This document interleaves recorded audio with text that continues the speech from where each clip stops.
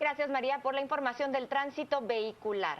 Y es que luego de las manifestaciones que se han llevado a cabo y de la crisis que se está viviendo en el país, se ha hablado de modificaciones que se deben dar en el estado de Guatemala y a los distintos entes. Ante esto, ha surgido las reformas al Estado y las reformas que necesita la Contraloría General de Cuentas de la Nación. Y es por ello que tenemos hoy como invitado a Freddy Gómez, quien es consultor independiente en políticas públicas. Muchísimas gracias por acompañarnos en Noticias a las 7 a.m. Bienvenido. Muy buenos días, gracias por la invitación. Señor Freddy, mucho se habla de la reforma al Estado, pero todo el mundo acá con estos casos de corrupción que ha develado la Comisión Internacional contra la Impunidad en Guatemala y la Fiscalía General, uno se pregunta, ¿y dónde ha estado todo este tiempo la Contraloría General de Cuentas de la Nación? ¿Qué se debería modificar en la normativa vigente para que haya un trabajo eficiente de este ente encargado de fiscalizar el uso correcto de los fondos del Estado? Muy buenos días de nuevo. Yo diría que hay que diferenciar lo que corresponde a medidas de corto plazo que se pueden hacer ya y que tendrían una rentabilidad social alta, y reformas de mediano y largo plazo que implicarían cambios estructurales en la forma que opera la Contraloría General de Cuentas. Por ejemplo, en el corto plazo, justamente la Contraloría General de Cuentas acaba de rendir su informe de liquidación del presupuesto al Congreso de la República, lo acaba de trasladar, y será el Congreso el que decida aprobar la forma en que se hicieron las auditorías y que se materializan en ese informe, o improbarlo. Entonces ahí juega un papel muy importante el Congreso. Cabe recordar que los funcionarios públicos y los que hemos hecho gestión pública por muchos años, vemos con un poco de inquietud cómo a través de los años los hallazgos se hacen a funcionarios de mediano rango y por unas multas elevadas, en tanto los hallazgos recientes de corrupción no se manifiesta ningún hallazgo. Entonces eso es paradójico y sin duda en el corto plazo necesitará una atención especial. ¿Y se puede reformar la Contraloría General de Cuentas sin modificar la Constitución Política del país? Se puede reformar en tanto que importa mucho el enfoque de la Contraloría General de Cuentas. Tenemos una Contraloría que viene trabajando con un modelo de hace 50 años basado especialmente en la glosa, que es revisar documentos, revisar procedimientos y hacer hallazgos sobre cosas tan simples como no anexar un documento. El cambio de enfoque se puede hacer sin necesidad de entrar a reformar la Constitución, desde luego, y eso implicaría modificar y modernizar la forma en que se hace los hallazgos y las auditorías, como he mencionado. Ahora bien, hay que decirle también a nuestra audiencia que, por ejemplo, en el caso de las entidades del Estado, hay oficinas permanentes de la Contraloría General de Cuentas de la Nación, en esas oficinas verificando precisamente que los recursos se ejecuten de forma correcta. Sin embargo, o sea, pareciera que solo cuando los casos estallan en los periódicos y en los medios de comunicación, la Contraloría, sí es cierto, o sea, ¿qué hacen estas oficinas entonces? Cabe recordar que más o menos estaremos en un funcionariado público de alrededor de 300,000 personas y que la Contraloría delega en cada una, como muy bien has dicho, pequeños grupos que van un año entero a auditar y acompañar a las instituciones. ¿Qué se hace? Pues pasan literalmente contando las costillas durante todo un año. Y ahí está lo paradójico, porque se está el enfoque afincado en casos quizá administrativos irrelevantes, en tanto han estallado casos tan importantes que a claras luces el pueblo los conoce y eran de voz pública, pero no se hacía nada. Ahí es donde cabe un punto que hay que recordar, que un experto internacional mencionaba que los aparatos clandestinos en sí ocupan varias esferas, y si bien es cierto hay excelentes trabajadores en la Contraloría, no debe uno de dejar de pensar que parte de estos cuerpos clandestinos están enquistados también en Contraloría. Entonces sí se debe de pensar la trascendencia de analizar los colaboradores en toda la red también en otros órganos de control. Como sabemos, pues la Contraloría ejerce un papel primordial como órgano de control del Estado y es un tiempo posible para hacer reformas y plantearlas. Justo usted estaba mencionando, ejerce un papel primordial, pero según información, bueno, o el sentir que nos está trasladando muchos televidentes en este momento, es que consideran a la Contraloría General de Cuentas como el gran ausente que ha permitido el crecimiento de un Estado mercantilista y también la cooptación del mismo por los 4 negocios del narco, que es el contrabando, la construcción de medicamentos, entre otras cosas. Pero en este momento, que ya se está hablando de una posible modificación, que se espera una modificación, ¿cómo podrían llegarse a dar las mismas? ¿En qué orden debería de darse estas modificaciones a la Contraloría General de Cuentas? ¿Y cómo hacer para que no se queden solo en papel, sino que llegue a darse en concreto, en esencia, en esta institución? Principalmente hay que recordar que todo el funcionariado público tiene responsabilidad pública, es decir, debe de realizar sus acciones a la luz de la Contraloría General de Cuentas. Si la Contraloría o cualquier ente no está cumpliendo sus actividades, lo que corresponde es pensar en el incumplimiento de deberes. Es decir, que también un funcionario público puede ser, de cierto modo, demandado o enjuiciado por no hacer que las instituciones que coordine responden a sus propios fines. Es decir, concretamente, si está dejando pasar los goles, como dicen por ahí, pues claro, tocará la penalidad que corresponde. Ningún funcionario superior a la ley ni a la Constitución, incluyendo la Contraloría General de Cuentas. Ahora bien, si uno empieza a revisar la historia reciente del país, de verdad que más que cólera también me dio risa. 2 excontralores presos por casos de corrupción. ¿Cómo evitar que la cabeza tampoco, o sea, se vea involucrada en esto? Y 2, ¿cómo evitar también que se nombren contralores afines al partido o al gobierno que está presente? Porque esa es una gran crítica que se coloca muchas veces al contralor, y los contralores pareciera que se hacen de la vista gorda o no quieren. O sea, ¿cómo realmente modificar la ley para evitar eso? Yo creo que lo que hay que transitar es otro camino, si me lo permiten, porque debemos recordar que hace apenas año y medio se reformó la normativa de la Contraloría General de Cuentas y se establecieron incluso nuevas penalidades para quienes incumplían un procedimiento a criterio de la Contraloría. Se esperaba que esos aumentos desproporcionados de penalidades iban a causar menos corrupción, como podría pensarse en cualquier esfera criminal, por usar una exageración. Sin embargo, ha pasado que no se han logrado estos resultados y tienen que ver con que necesitamos cambiar el enfoque. Las leyes en sí mismas no desincentivan a los actores a la corrupción. Son, entre otros factores, la permanencia constante, por ejemplo, en este caso, de una ciudadanía que está activa y verificando.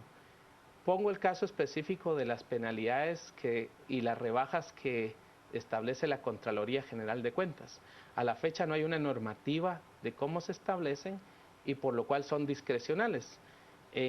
Algunos analistas decían que en esta suerte de organización criminal se organizaba el Estado para castigar a los buenos y para favorecer a los malos.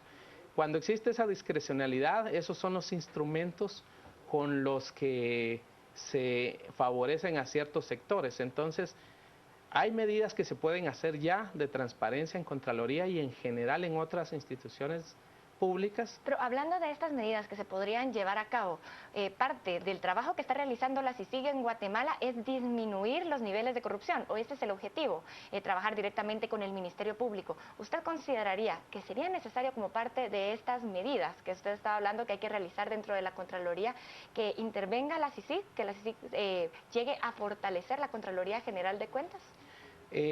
Sí, pero no por esa vía. Sí es necesario fortalecer y desarrollar y replantear Contraloría y otros organismos públicos, pero CICIG tiene como mandato específico la lucha contra cuerpos clandestinos, contra SIACs. Entonces, si en la investigación se determina que hay colaboraciones de Contraloría o de cualquier institución, es CICIG la obligada a investigarlos, obviamente en coordinación con los demás entes de investigación. Eso no quiere decir que urja y que se demande por parte de la población incluso reformas inmediatas para una Contraloría y para instituciones más efectivas. Hay que pensar que tenemos que llevarlo en paralelo y aquí juega un papel CICIG, juega un papel el MMP, pero ahora está jugando un papel súper importante la población. Recordemos que en los esquemas antiguos la rendición de cuentas se hacía a través de estos instrumentos, de presentar informes. Estamos en un modelo donde la población está en lo más avanzado de la fiscalización ciudadana, pidiendo cosas. Realmente la ciudadanía, como ciudadanos, no nos interesa cómo lo hagan. Para eso es que tienen la obligación de replantear una gestión moderna de sus instituciones. Ahora bien, dejemos a un lado el tema de la institución en sí y hablemos, por ejemplo, de esta demanda ciudadana que también por estos días se ha levantado mucho. El tema de que los funcionarios públicos o quienes pretenden llegar al poder político ventilen cuál es su patrimonio. Esto se lo digo en días recientes, la agencia de noticias Reuters da a conocer que el presidente de México, Enrique Peña Nieto, declaró una propiedad como una herencia y resulta que no era una herencia. Él había adquirido, la había comprado y había declarado bajo un precio de risa. ¿Cómo evitar? Porque esos casos que se dan en México se dan acá. ¿Cómo evitar que quien llega al poder realmente la ley de probidad le permite ahí hacer una de triquiñuelas para engañar a la población? Hace años, pues, tuve la oportunidad de estar en un país avanzado viendo cómo funcionaba el sector público y lo que uno se da cuenta que pasaba en esos países desarrollados pasa en Guatemala. Hay una cantidad importante de ciudadanos que pueden aspirar a puestos públicos de forma competitiva. Esto que lo traigo a colación porque lo que está funcionando, como muy bien decías, era un estado clientelar de amiguetes, donde los amigos son los que se benefician. Debemos de pensar, y juro que es la demanda, un estado moderno, donde puedan competir las personas, donde trabajar y nuevamente darle dignidad al funcionariado público sea el principal motivo para trabajar. Y estas demandas causan justamente con que la demanda ciudadana de que no quiere ver ya funcionarios públicos improvisados y que es obviamente si tenemos funcionarios públicos de muy baja productividad, no van exactamente que se diga a prestar un servicio público, sino que van para otros fines. Entonces, tenemos que entrarle por varios lados a estas reformas y pensar que es posible regresar la dignidad a los funcionarios públicos, pensar que no debemos de regresar a aquellos pasados donde llegan actores a dirigir organizaciones públicas que no tienen conocimiento de casi el funcionamiento del sector público y se llega por puros compadrazgos. Y eso lo que va a permitir es reforzar desde abajo al funcionario público. Como decía al inicio, hay cerca de 300,000 personas trabajando y no puede ser que por 50 casos o más ya se talde como que esto es una burocracia y como que nada funciona y que van al sector público. Y eso es un daño permanente que se le está haciendo al país, del daño de que pocos causan una imagen muy mala para funcionarios públicos que están desarrollando sus actividades con el mejor de los ánimos y creo que rescatarlo es una de las prioridades. Para usted, Freddy Gómez, si en este momento tiene que proponer cuáles son los cambios esenciales que se deberían de realizar en este momento de la Contraloría General de Cuentas, ¿cuáles serían? Extrañamente que Contraloría adopte un enfoque de información a los ciudadanos de cómo hace lo que tiene que hacer. Inicialmente debe de informar plenamente los criterios que hace para decidir las multas, las rebajas, los criterios de cómo se revisan. Creo que una reforma importante está hoy en día en el Congreso, donde la Constitución manda que si no se aprueba la liquidación del presupuesto, debe de regresar a investigarse las acciones del año pasado. Y en un informe donde no consten estos casos que toda la gente conoce y que pareciera que la Contraloría no les hizo caso, parecería que no es un informe muy creíble, ¿verdad? Entonces ahí hay dos espacios inmediatos con los que se puede hacer Y no hay que perder de vista cómo se deben instrumentalizar las reformas. Y ahí quisiera regresar a retomar que se está hablando de muchas reformas, pero desde fuera del Estado. Es como ir a querer reformar el Estado, pero por algunos que están fuera del Estado.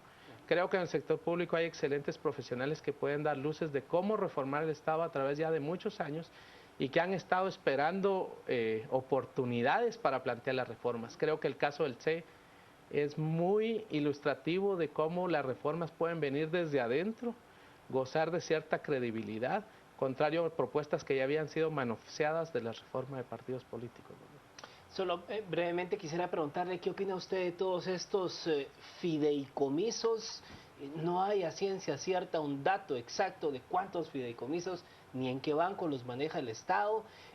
Un ejemplo de ello es la Municipalidad Capitalina. El señor Arzún no permite que la ciudadanía entre a conocer fideicomisos de cuántos montos, cuántos hay. ¿Cómo quitar esto?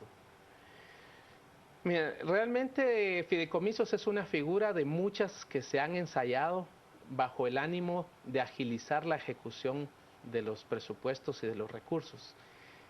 Lo que hay que activar nuevamente es la demanda en general, tanto de medios, de ciudadanos, para conocer cómo se utilizan estos recursos. Si se lograra completar la tendencia que hay de no más fideicomisos, es decir, no crear nuevos, va a aparecer otra figura, porque el que está pensando en cómo diseña un mecanismo de escaparse, lo está pensando día y noche, y ahí es donde el llamado debe ser a estar permanentemente a la luz, enfocando estos instrumentos. Recuérdense, anteriormente, pues ahora no se están los fideicomisos, las compras por excepción, y luego vendrán otras modalidades de las cuales lo que se quiere es saltarse, como dicen, las trancas y no seguir los procedimientos que se ven. Sin lugar a dudas hay unos factores importantes, como que el ejecutar realmente es complicado. Necesitamos también modernizar el Estado. Mientras no hagamos expedita la función, siempre va a haber alguien que quiera ver cómo lo acelera.